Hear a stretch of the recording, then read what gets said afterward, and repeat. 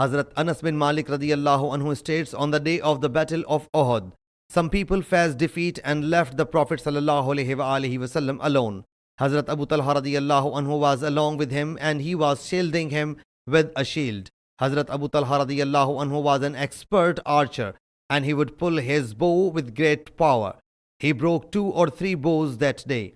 When anyone would pass by him carrying a quiver, he sallallahu alaihi wasallam would say to him, give these arrows to Abu Talha. And when Allah's Apostle sallallahu alaihi wasallam stretched his neck so as to inspect the infidels, Hazrat Abu Talha radiyallahu anhu would submit, O Allah's Prophet sallallahu alaihi wasallam, may my parents be sacrificed for you.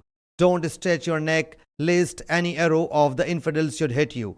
My chest is in front of your chest, so that the arrow may hit me.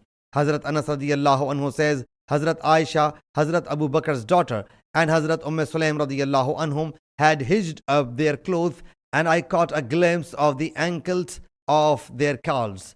They both would bring the water skins carrying on their backs and pour the water into the mouths of the wounded companions radiyallahu anhum, and then they would return to replenish the water skins, and again they would pour water into the mouth of the companions radiyallahu anhum.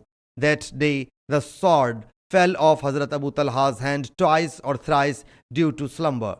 Remember, the battle of Uhud was fought in 3 AH, whereas the command about well was issued in 5 AH after the Battle of Confederates. Sahih Muslim Hadith number 4660.